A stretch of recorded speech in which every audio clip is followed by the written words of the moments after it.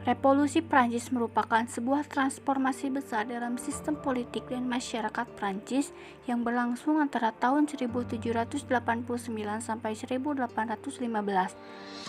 Revolusi Prancis ini merupakan cerminan dari ketidakpuasan sebagian besar masyarakat Prancis terhadap sistem pemerintahan yang absolut, sehingga timbul semangat revolusi yang berusaha menjatuhkan monarki absolut di Prancis.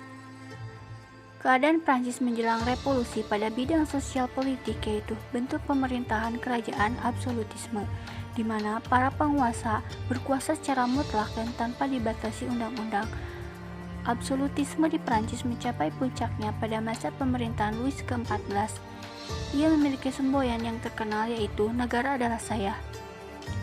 Pada masa kepemimpinan Louis XIV, Prancis mengalami kemunduran besar sebab sebagian besar jalannya pemerintahan dikendalikan oleh Marie Antoinette yang merupakan permaisurinya. Dikenal dengan gelarnya yaitu Raja Matahari, Louis XIV menganggap dirinya sebagai wakil Tuhan di dunia, sehingga rakyat harus tunduk sepenuhnya. Ia menjalankan pemerintahan tanpa konstitusi, pengawasan dari parlemen, pengadilan, dan kepastian hukum. Bahkan, ia dengan mudahnya memberikan surat penangkapan bagi siapapun yang dicurigainya.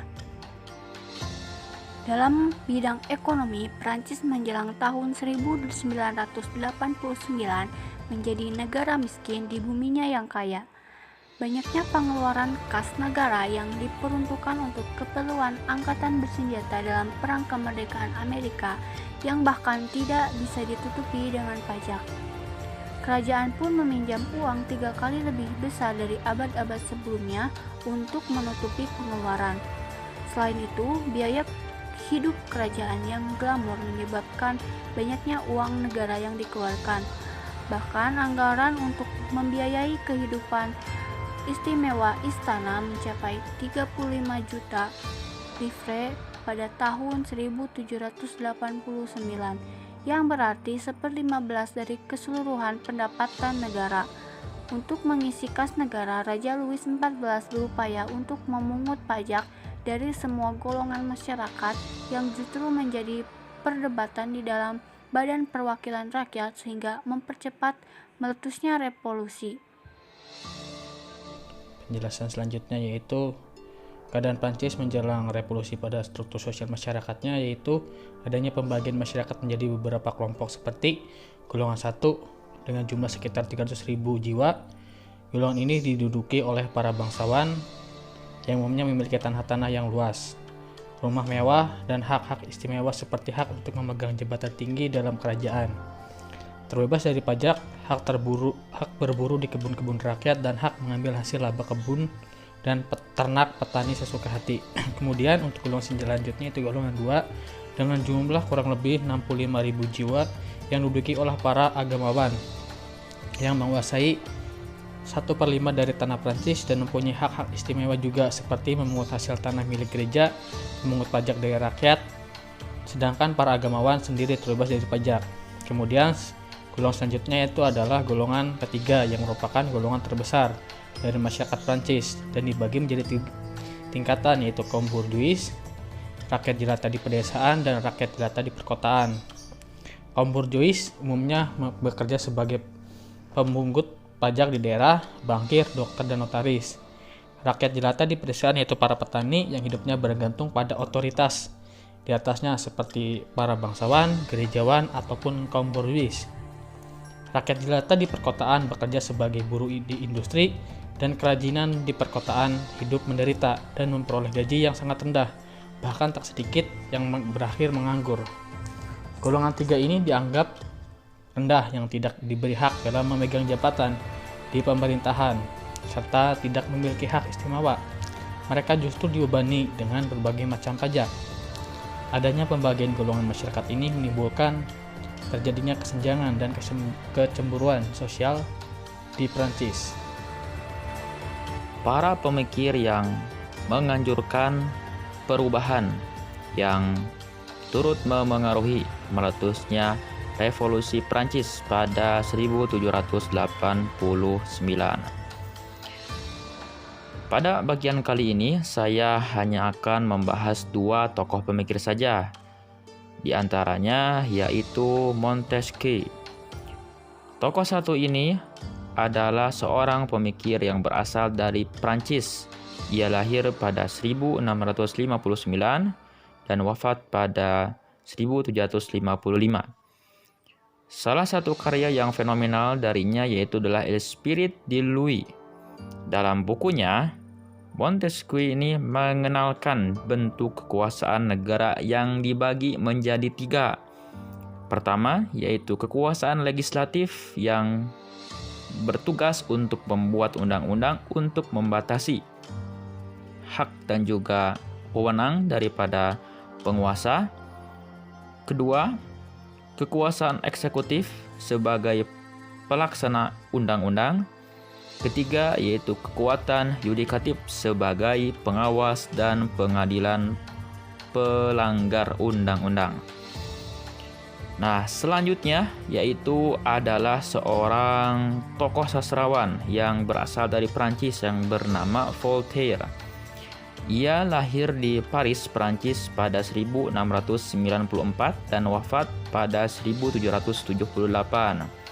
Sebenarnya Voltaire ini adalah seorang sastrawan atau pujangga. Namun ia adalah seorang kritikus bagi pemerintahan Raja Louis. Ia seringkali membandingkan pemerintahan di Inggris yang sudah memiliki parlemen. Kemudian juga ia sering menyindir rezim Prancis pada waktu itu, yaitu Louis ke-14, dengan membandingkannya dengan penguasa-penguasa lain, misalnya penguasa Jerman dan yang lain sebagainya.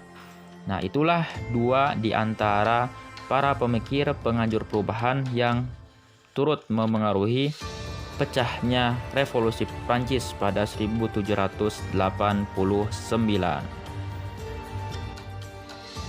Tokoh selanjutnya yang berkontribusi terhadap revolusi Perancis atas pemikirannya yaitu J.J. Rousseau. J.J. Rousseau dengan nama lengkapnya Jean-Jacques Rousseau adalah seorang penulis sekaligus tokoh filosof. Pemikiran filosofinya inilah yang mempengaruhi revolusi Perancis. Jean-Jacques Rousseau lahir di Jenewa, Swiss pada tanggal 28 Juni 1712. Rousseau ini sudah menjalani kehidupan yang cukup sulit. Ibunya meninggal setelah beliau lahir. Ayahnya diasingkan dari Jenewa karena suatu kasus. Akhirnya beliau hidup sebatang kara di Jenewa hingga usia 16 tahun. Kemudian pada tahun 1728 beliau mengembara ke tempat lain tanpa tujuan yang jelas. Bertahun-tahun hidup dari satu tempat ke tempat lain tanpa memiliki pekerjaan yang tetap. Beliau pun pernah singgah di Prancis. Ketika berumur 38 tahun, Rousseau mendadak terkenal karena beliau telah memenangkan perlombaan esai yang diselenggarakan oleh Akademi Dijon. Nah, setelah itu Rousseau banyak mengeluarkan karya-karyanya yang luar biasa. Salah satu karyanya yang terkenal yaitu Du Contrat Social. Dalam buku ini beliau menjelaskan bagaimana seharusnya undang-undang dan peraturan-peraturan untuk manusia yang beradab. Inti dari buku tersebut adalah mengenai kekuasaan berada di tangan rakyat. Tulisan Rousseau ini mendapat perhatian dari rakyat Prancis, di mana buku ini dipandang sebagai buku suci yang akan membawa ke arah perubahan yang lebih baik. Menurut Rousseau, kedaulatan rakyat ini terjadi ketika rakyat menyerahkan semua kekuasaan pada eksekutif untuk memimpin sebuah negara. Namun, hal ini tidak lantas membuat rakyat menjadi lepas tangan atas hak kekuasaannya. Nah, di mana pada saat itu Perancis menerapkan sistem pemerintahan monarki absolut. Dengan adanya karya Rousseau ini membuka pikiran masyarakat Perancis untuk melakukan suatu gebrakan besar dalam melakukan suatu perubahan yang kemudian kita kenal dengan Revolusi Perancis. Beliau meninggal di Perancis pada tanggal 2 Juli 1778.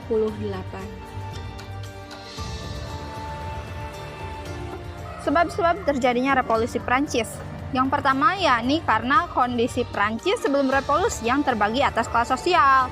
Nah, mereka ada yang menjadi bangsawan, kemudian kelas tuan tanah, dan juga kelas rakyat jelata. Yang kedua yakni hutang besar yang dimiliki Prancis dan rakyat dibebankan pajak yang tinggi. Kerajaan Prancis memiliki anggaran yang luar biasa gitu, mengeluarkan anggaran yang luar biasa banyak jumlahnya untuk kebutuhan kehidupan kemewahan yang ada di istana. Kemudian selain itu mereka juga harus menanggung biaya perang dengan Amerika Serikat.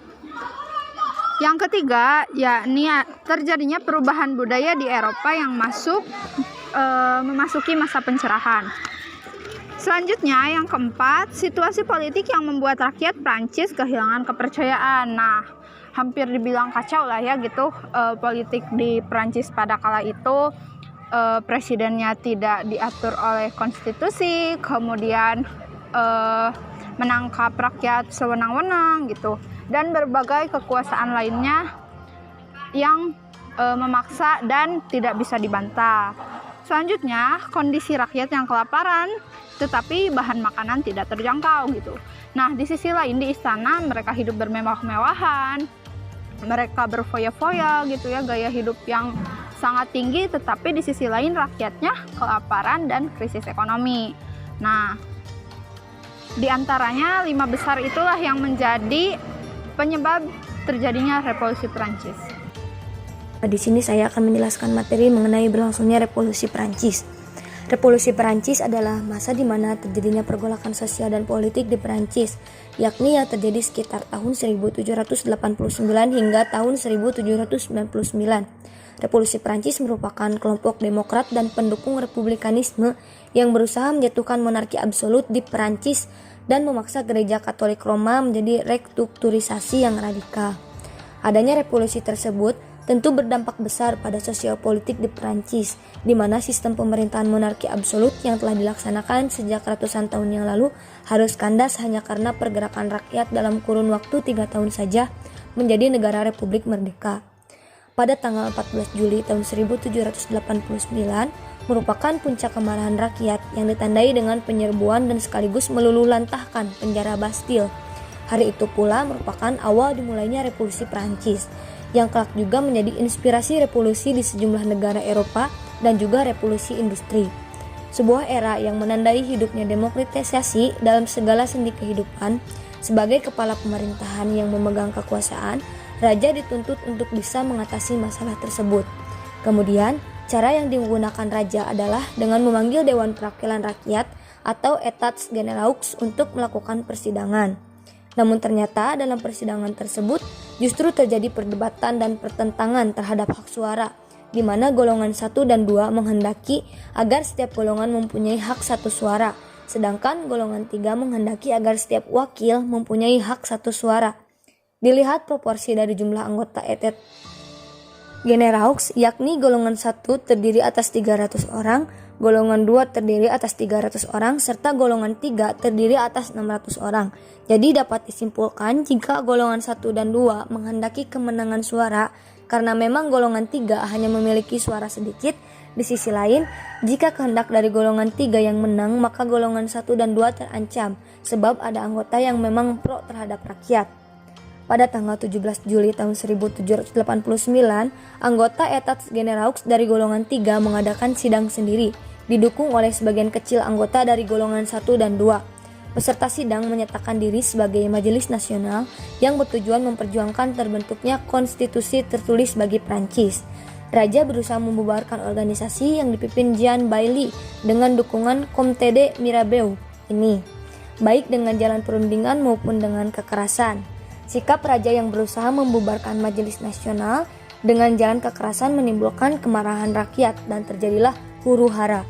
Puncak huru-hara terjadi pada tanggal 14 Juli tahun 1789 ketika rakyat menyerbu dan meruntuhkan penjara Bastille, lambang kekuasaan mutlak raja. Penyerangan ini didukung oleh tentara nasional yang dipimpin Lafayette ketika terjadi pemberontakan oleh rakyat. Louis XIV melarikan diri ke luar negeri. Kesempatan ini dipergunakan oleh rakyat untuk membentuk pemerintahan baru yang demokratis, Dewan Perancang Undang-Undang yang terdiri dari Partai Feol yang pro-raja dan Partai Jacobin yang pro-republik segera membentuk konstitusi Prancis pada tahun 1791. Keadaan negara yang semakin berbahaya membuat Dewan Legislatif membentuk pemerintahan republik pada tanggal 22 September tahun 1792. Raja Louis XIV dan istrinya dijatuhi hukuman pancung dengan guillotine pada tanggal 22 Januari 1793. Setelah Raja Louis ke-14 dan istrinya dijatuhi hukuman mati, Prancis pun mengalami berbagai jenis pemerintahan, yang diantaranya satu pemerintahan monarki konstitusional, yaitu pada tahun 1789 sampai 1793. Tanggal 14 Juli 1789 merupakan langkah awal yang diambil oleh pemerintahan revolusi, yaitu dengan dibentuk pasukan keamanan nasional yang dipimpin oleh Jenderal Lafayette. Selanjutnya dibentuk Majelis Konstituante untuk menghapus hak-hak istimewa raja, bangsawan, dan pimpinan gereja. Dewan Perancang Undang-Undang terdiri di atas Partai Pelat dan Partai Jacobin. Pada saat ini juga Raja Louis ke-14 dijatuhi hukuman pancung guillotine pada 22 Januari 1793. Pada saat itu berbentuk pemerintahan republik. Yang kedua, pemerintahan teror atau konvensi nasional pada tahun 1793 sampai 1794. Pada masa ini pemegang kekuasaan pemerintahan bersikap keras, tegas, dan radikal demi penyelamatan negara. Pemerintahan teror dipimpin oleh Robespierre dari kelompok Montagne. Di bawah pemerintahannya, setiap orang yang kontra terhadap revolusi akan dianggap sebagai musuh Prancis, termasuk Permaisuri Louis ke-14 Marie Antoinette. Hal ini menimbulkan reaksi keras dari berbagai pihak. Akhirnya terjadi perebutan kekuasaan oleh kaum Girondin. Robespierre ditangkap dan dieksekusi dengan cara dipancung bersama dengan 20 orang pengikutnya. Yang ketiga, pemerintahan direktori atau direktorat tahun 1795 sampai 1799. Pada masa ini pemerintahan dipimpin oleh 5 orang warga negara terbaik yang disebut direktur. Masing-masing direktur memiliki kewenangan dalam mengatur ekonomi, politik, sosial, pertahanan, keamanan, dan keagamaan. Direktori dipilih oleh parlemen. Pemerintahan direktori bersifat demokratis sebab hak pilih hanya diberikan kepada pria dewasa yang membayar pajak. Pada masa pemerintahan ini, rakyat tidak mempercayai pemerintahan karena sering terjadi korupsi oleh pejabat pemerintahan yang menjadikan terancamnya kesatuan nasional Prancis. Akan tetapi, dari segi militer mengalami kemajuan yang sangat pesat. Yang keempat, pemerintahan konsulat tahun 1799 sampai 1804. Pemerintahan ini dibagi ke dalam 3 bagian, yaitu Napoleon sebagai konsulat 1, Cambacérès sebagai konsulat 2, dan Le Brun sebagai konsulat 3.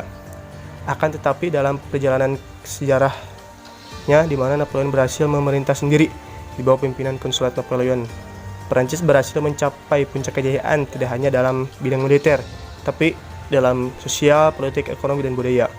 Pada tahun 1803, Napoleon terpilih sebagai Kaisar Prancis atas dasar voting dalam sidang legislatif oleh Paus ke-7.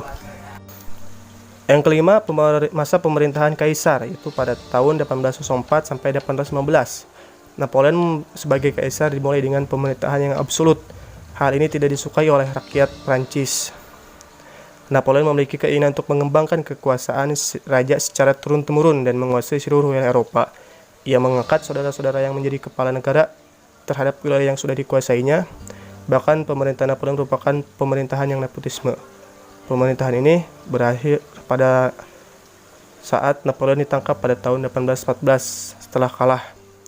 Napoleon melakukan serangan balik namun gagal, akhirnya dibuang ke pulau terpencil di Pasifik bagian selatan sampai akhirnya meninggal pada tahun 1821. Dan yang terakhir yaitu yang keenam, pemerintahan reaksioner. Rakyat merasa tidak senang terhadap sistem pemerintahan absolut yang dilakukan oleh Napoleon. Oleh karena itu rakyat kembali memberikan peluang pada keturunan Raja Louis ke-14 untuk menjadi raja di Perancis kembali pada tahun 1815 sampai 1842. Raja yang berkuasa pada saat sistem pemerintahan reaksioner selain Raja Louis ke-14 adalah Raja Charles V, yaitu pada tahun 1824 sampai 1840. Pengaruh terhadap masyarakat Prancis. dampak terpenting dari adanya revolusi Prancis adalah terjadinya peleburan Ancien Regime dari pemerintahan absolut yang tidak mengenal hak-hak asasi manusia menjadi pemerintahan liberal yang berdasarkan hak-hak asasi manusia. Akibat lainnya yang ditimbulkan dari revolusi Prancis itu berdampak pada bidang politik, sosial, dan ekonomi. Nah, di bidang politiknya, yang pertama, dijadikannya undang-undang sebagai kekuasaan tertinggi yang mengatur kehidupan bermasyarakat, berbangsa, dan bernegara. Yang kedua, munculnya ide mengenai pengertian republik sebagai suatu bentuk pemerintahan negara. Yang ketiga, tumbuh dan berkembangnya paham demokrasi di kalangan rakyat Prancis. Yang keempat, tumbuh dan berkembangnya rasa nasionalisme dan patriotisme di kalangan rakyat Prancis. Yang kelima, munculnya ide tentang aksi revolusioner untuk mengubah suatu tatanan negara secara cepat. Di bidang ekonomi, yang pertama yaitu penghapusan gilda, sehingga perdagangan menjadi bebas dan mengalami kemajuan. Yang kedua, tumbuhnya industri yang besar, terutama setelah adanya kebijakan dari Napoleon untuk mensubsidi perusahaan-perusahaan dalam negeri yang mengalami kelumpuhan karena terjadinya kekacauan yang berkepanjangan pada masa revolusi. Yang ketiga, petani menjadi pemilik tanah. Setelah para bangsawan yang memilikinya melarikan diri ke luar negeri pada saat revolusi, sehingga tanah milik mereka disita dan menjadi milik rakyat, serta tanah yang berhasil disita dari pihak gereja yang kemudian menjadi milik rakyat. Keempat, dihapuskannya sistem pajak feodal yang dipungut oleh para bangsawan dan agamawan, sehingga beban yang ditanggung rakyat menjadi berkurang dan kesejahteraan rakyat pun menjadi meningkat. Di bidang sosialnya, yang pertama yaitu penghapusan feodalisme, menyebabkan terwujudnya kesamaan harkat dan martabat seluruh masyarakat Prancis dan pengakuan atas hak asasi manusia. Yang kedua, munculnya susunan masyarakat baru, yaitu golongan borjuis yang menggantikan kedudukan bangsawan dan biarawan. Adapun kedudukan biarawan sendiri menjadi sama dengan warga masyarakat lainnya tanpa memiliki suatu keistimewaan. Yang ketiga, adanya pendidikan dan pengajaran yang merata di seluruh lapisan masyarakat sehingga tingkat kecerdasan masyarakat semakin meningkat. Yang keempat, adanya kode Napoleon yang memberi kesempatan bagi perkembangan hukum. Baik, selanjutnya revolusi Prancis juga berpengaruh besar terhadap perkembangan dunia internasional. Hal ini bisa dilihat dari dampak revolusi Prancis di berbagai aspek kehidupan. Yang pertama yaitu dalam aspek politik, di mana revolusi Prancis ini bisa menyebarkan paham liberalisme yang merupakan paham yang menjunjung tinggi kebebasan individu. Di sisi lain, revolusi Prancis juga menyebarkan adanya demokrasi ke negara-negara di dunia. Nah, demokrasi ini sendiri merupakan sistem pemerintahan yang menjunjung tinggi hak-hak warga negaranya. Lalu adanya muncul rasa nasionalisme di berbagai negara yang masih menerapkan sistem feodal. Lalu juga revolusi Prancis menyebarkan ide tentang aksi revolusioner yang sangat dirasa efektif untuk membebaskan warga dari ketertindasan. Nah, dari aspek ekonomi sendiri, revolusi Prancis ini memberi pengaruh besar dengan adanya munculnya industri-industri di Eropa. Lalu juga kehidupan perdagangan yang dulunya hanya berfokus di daerah pantai, kini juga mulai melebar masuk ke daerah pedalaman, sehingga mulai terciptalah adanya persaingan perekonomian. Lalu negara-negara di pantai yang sudah mulai tergeserkan seperti Inggris juga mulai kehilangan pasarnya di Eropa. Selain itu, dalam aspek sosial, revolusi Prancis juga memberi peran yang besar dalam penghapusan sistem feodalisme. Lalu sistem pendidikan dan juga pembelajaran setelah adanya revolusi Prancis juga bisa lebih merata, dan adanya kode Napoleon dijadikan dasar atau acuan dalam pembuatan hukum-hukum di berbagai negara yang ada di dunia.